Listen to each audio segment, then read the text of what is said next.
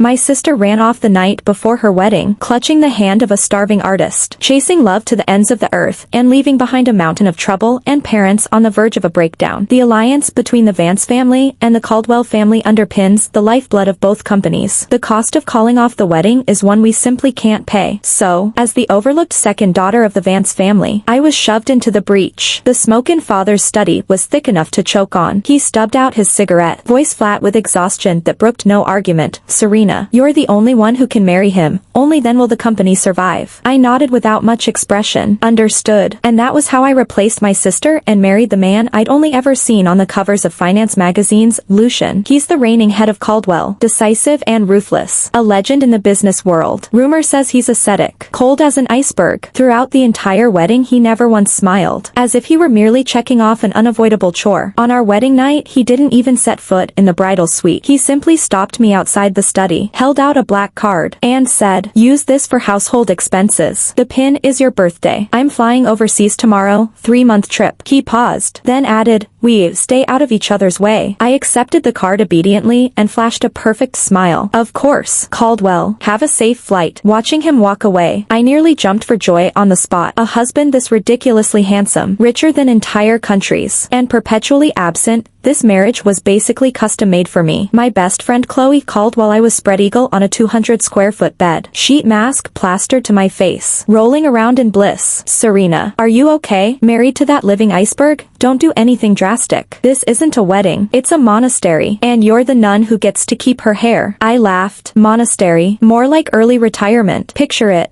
No job, unlimited swiping, zero supervision. Offer me a crown and I still wouldn't trade. Chloe went quiet for a second, then muttered, "Girl, the way you sound. I almost think Lucian's the one who got scammed." I peeled off the mask, looked at my reasonably pretty reflection, and smiled. "Scammed? Nope. I'm performing the role of a Caldwell, to the letter. Not only will I play the part, I'll play it so flawlessly he'll have nothing to criticize, his most hassle-free business partner ever. While Lucian hops continents, I live my best life, waking whenever I please, yoga, shopping sprees, or binging movies in my private cinema all day. But I never forget my job description. As a top-tier, contract wife, every morning at 7 sharp I text him the local weather and a terse, "Take care of yourself." So robotic it could have come from a manual. Each week I audit the household books with the housekeeper, tree pruning down to toothbrush replacements, all collated into crisp spreadsheets and emailed to him. Before every trip I pre-pack his luggage with full outfits, pressed and sorted by destination. I've combed every public interview and profile to learn his likes and dislikes. He hates sweets, so I fired the pastry chef. He craves quiet, so I dismissed half the staff, keeping only the essentials. He's a mild germaphobe. I had the disinfection protocols upgraded to hospital standards. I've turned myself into a precision program calibrated for him. Cool, efficient, mistake-free. On his birthday, I donated an entire building to his alma mater in his name. Next day, the headlines sang praises of the gracious Caldwell. Lucian rang from abroad, our first post-wedding call initiated by him. His voice was its usual chill. "Thanks for the building. It was my duty." "Caldwell," I answered, soft and proper. He seemed to hesitate. "Is everything all right at home?" "Everything's perfect." "And you?" The question caught me off script. I recovered fast and chirped, "I'm great. Thanks for asking." A long silence followed, long enough for me to think the line had dropped. Just as I was about to say, "Well, don't let me keep you," he spoke again, voice lower. "Serena, don't you have anything else you want to tell me?" My brain spun through possible lines. "Got it. It's getting cold. Remember to layer up over there." Flawless. I thought I heard a soft scoff before he hung up. I set the phone aside and went back to my flower arranging class. As long as I don't fall in love, I stay undefeated in this marriage. The wedding band on my finger, the one he slid on himself, is worth a fortune. Whenever I need to channel a Caldwell, I give it an absent spin, like flipping a switch. Days roll by. Lucian still circles the globe, our contact confined to those templated messages. I'm content, even launching a side hustle, an anonymous food blogger account. I quietly rehired the fired pastry chefs to cook for me alone. Lucian's never home, so who's to know? Watching my follower count climb gives me a long-lost sense of personal triumph. One afternoon, I'm live streaming a new mousse cake recipe when Chloe's barrage of calls explodes through the speaker. "Serena, you're trending. Do you even know? I nearly pipe cream onto the camera lens. What trending? Hashtag Caldwell CEO dines with mystery woman. There are photos. You only see her back. But that silhouette, that vibe, she's no angel. Your husband's cheating. My heart skips. Not over cheating, but over trending. I killed the live stream and opened the news app. The shot was grainy, a high-end French restaurant. Lucian sitting ramrod straight, and across from him the back of a woman in a champagne-colored dress. Wait. That silhouette, that dress. That's me. I didn't know whether to laugh or cry. Last week Lucian had flown home on short notice and needed a last-minute date for some crucial business dinner. I'd played the devoted wife without missing a beat. The paparazzi had labeled me mystery woman. I told Chloe. She practically combusted. What? The mystery chick is you. Perfect. Log into your main account right now and post. Yep, that's me. Thanks for the free promo. Watch the trolls choke on it. Not worth it, I said flatly. Caldwell PR will sweep it up. To Lucian it was just another blip to erase. To me, extra drama is a net loss. Serena, you're so zen I want to shave your head and hand you a robe. Chloe groaned. Don't you ever want Lucian to fall for you? Love. The word felt almost funny. Chloe, we're business partners, not cast members of a rom-com. Whoever catches feelings first loses. I hung up and watched the trending item vanish, replaced by a bland Caldwell statement. A dinner with my wife, private time. Kindly respect our space. See, problem solved. Best teammates ever. Except this time Lucian didn't jet off the next morning. He stayed. Lucian's continued presence torpedoed my schedule. My dessert channel went dark. The pastry chef was reassigned, and the apartment reverted to his Arctic minimalist aesthetic. I had to be on 24/7, performing flawless Caldwell. He spoke even less, yet his gaze kept sliding over me like cold silk, an audit I hadn't studied for. That night I laid out his suit for tomorrow and hung it in the walk-in. When I turned, I walked straight into a wall of warm skin. I yelped and stumbled back. Lucian stood there in a bathrobe, hair dripping, clouds of steam still clinging to him. You scared me, I said, hand on my chest, forcing my voice into a mildly startled, instead of a full panic. He said nothing, just stared. In the dim closet his eyes were dark funnels, sucking all the air out. I tried to break the spell. Your clothes are ready. Anything else you need? He moved, only to cup my chin between cool fingers. Pressure light but final. Serena, he rasped, you act as if you're afraid of me. Of course not, I lied, flashing a diplomatic smile. You're my husband. Then why do you never meet my eyes? My heart hiccuped. Did I really dodge his gaze that obviously? Those eyes were high-def lie detectors. I couldn't let them zoom in. Words deserted me. His thumb brushed my jaw. Slow, deliberate. You message me the weather, stock my favorite coffee, know my calendar better than my PA, yet you've never once asked, how was your day? Lucian. Each quiet word smashed into me like a sledgehammer. I froze. Up close. His perfect face, usually glacial, looked fractionally softer. Iceberg showing its first melt drip. The last thing I wanted. After that night, the air between us grew thinner, sharper. Lucian axed every out-of-state trip for the next 4 weeks, and started coming home at civilized hours. Dinner used to be me versus an empty chair at the head of the table. Now he occupied that chair, chewing in perfect silence. Pressure cooker vibes. The dungeon boss had finally logged in and was analyzing my strategy frame by frame. I upped my game, no cracks, no tells. The pivot crashed in at a Caldwell family dinner. The estate sat in the suburbs, all courtyards and ancestral rules. Lucian's grandma patted my hand, dimples warm. Serena, you and Lucian have been married 6 months. Still no baby bump? My smile nearly shattered. We're letting nature take its course. Our boy's married to his work. You'll have to nudge him. Married couples can't be too polite. She squeezed my wrist. I bowed my head. Out of the corner of my eye Lucian watched. Iris's storm cloud dark. Returning home, the sky split. Rain sheeted down so hard the wipers surrendered. Halfway there the engine coughed and died. The driver popped the hood and disappeared into the downpour,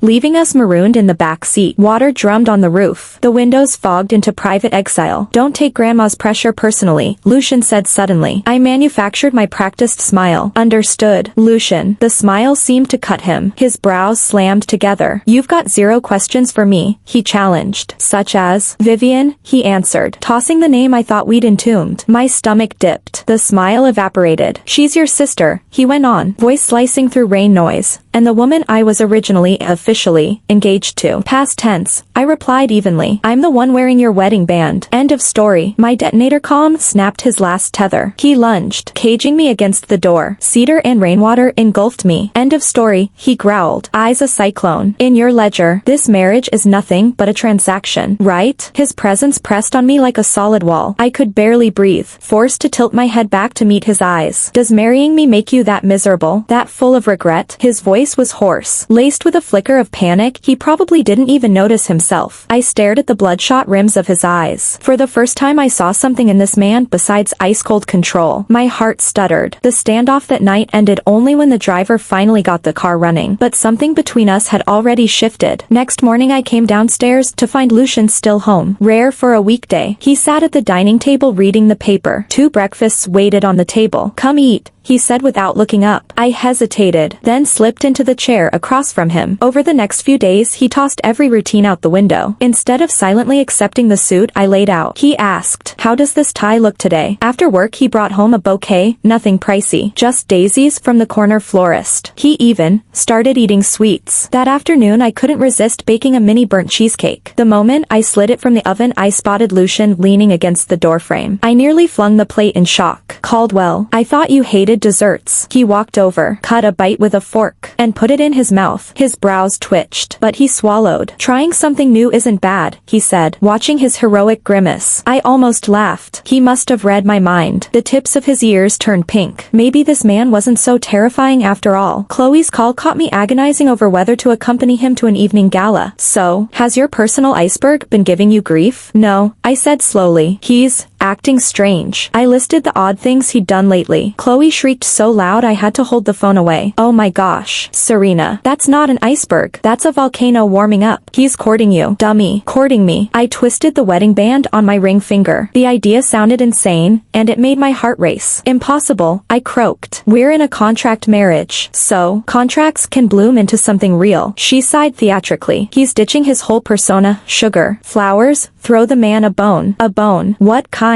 My programming never covered this. In the end, I put on the gown and went to the gala with him. He stayed close the entire evening, deflecting drink after drink aimed at me. Midway, I slipped to the powder room. Stepping back into the corridor, I found my way blocked by my sister, Vivian. She'd lost weight, her face haggard, the old dazzling sparkle gone. Serena, she spat, jealousy dripping, enjoying your stolen crown. Caldwell? I smoothed my skirt and kept my voice calm. Sister, you walked away. Now you want it back? She faltered, eyes reddening. We loved each other. If the families hadn't forced me, loved, a frigid voice cut in from behind me. Lucian appeared, hand settling possessively at my waist, tugging me into his side. He leveled an arctic stare on Vivian. Vance, you're mistaken. Between us, a business alliance, nothing more. Love was never on the table. His gaze dropped to me, softening. My wife, from day one, has been Serena. Vivian's face drained. She gaped at him, at me, then fled in tears. Show over. Lucian kept his arm around me. The scent of cedar filled every breath, my heart drumming wildly. He bent to my ear. Frightened? I shook my head. Good. Words stopped, but the hand on my waist tightened, the heat of his palm burning through silk. On the ride home I finally spoke. Thank you, Caldwell. Eyes on the road. He replied, thank me for what? Protecting my wife. That's standard. My cheeks burned. Why? Come looking for me? His knuckles whitened on the wheel. The tops of his ears reddened again. You were gone too long. Just that? Simple, blunt, and it set off ripples across my heart. I realized I could no longer see him as nothing but my employer. I actually waited for his car each evening, for the daily, how's my tie, and for the stoic face he made while munching sugar, expressions that made me want to laugh. The thought terrified me. I'd believed staying detached kept me safe. Now the scale was tipping towards something I couldn't predict. After that night Vivian left me alone, only to corner Mom instead. Mom summoned me back to the Vance house. In the living room Vivian wept buckets, claiming the painter ran off with her cash and she was destitute. Mom crooned over her eldest, then rounded on me. Serena, Vivian knows she was wrong. Can't you be magnanimous? Without her you'd never have landed the Caldwell's lifestyle. I laughed in sheer anger. Mom, you begged me to marry him. Now that big sis is back you want me out? No one's kicking you out. Just have Lucian give her a job, a lump sum, and we're one happy family again. Watching Mom's righteous face and Vivian's fake sniffles, I felt something inside me freeze solid. To them I'd always be a disposable pawn. I turned without a word and walked out. Back at the penthouse, the place I once called a cage, I finally felt warmth. Lucian wasn't home yet. I sat alone, chin on the back of the sofa, knees pulled to my chest, a tide of hurt rising higher. I lost track of how long I huddled there, until the click of the front door sounded through the quiet. Lucian was back. The moment he saw me, he froze, then strode over and crouched in front of me. What happened? He slipped off his suit jacket and draped it around my shoulders. Why are the lights off? His warmth folded over me, and I couldn't hold back anymore. Fat tears rolled down, heavy and hot. I've never been the crying type, but right then every ounce of armor I'd built crumbled. He didn't press. Instead, he clumsily lifted a hand and used his faintly calloused thumb to wipe the tears away, one drop at a time. His touch was feather-light, reverent, like I was some priceless artifact. Don't cry, he said, voice shaky, almost tender. Who hurt you? Tell me. I sobbed until I hiccuped, then spilled everything about the Vance family between gasps. When I finished, he simply listened, quiet and still, before pulling me into a tight, crushing hug. I've got it, he murmured, low and gravelly. I'll handle it, Serena. Remember, from the day you married me, this is your home. I'm your family. Pressed to the solid warmth of his chest, hearing his steady heartbeat, I felt something I hadn't felt in years. Safe. The next morning, I learned exactly how he'd handled it. He quietly bought out most of the joint ventures, keeping the Vance family afloat, then launched an independent charity foundation in my name to bankroll talented young artists. The first grant went to the penniless painter who'd conned Vivian, on the condition that he leave the country for 10 years and never come back. He cut off both the money supply and Vivian's last romantic fantasy, ruthless and absolute. The Vance family panicked. Mom, Dad, and Vivian showed up at the gate to grovel, apologies dripping. Lucian wouldn't even let them past the front door. He had the butler deliver one line, "The Caldwell isn't receiving today." He never once asked what I wanted, yet he knew I was done with the Vances and every disillusionment they carried. In his own way, he'd built me a wall no one could crack. That night I cooked an entire table of dishes. They looked a mess, but every bite was made with stubborn care. Lucian surveyed the culinary blackout,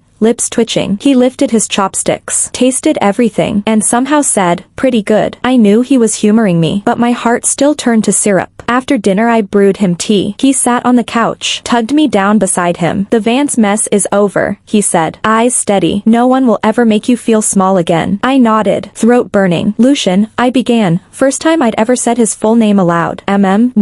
Why are you so good to me?" The question had been circling my heart for months. He hesitated, fingers tightening around mine. "Because," he said, gaze boring into mine, "I love you." The second you walked toward me in your wedding gown, calm as still water, and said, "Nice to meet you, Caldwell," I was done for. I told myself we could stay polite strangers for life. I was wrong.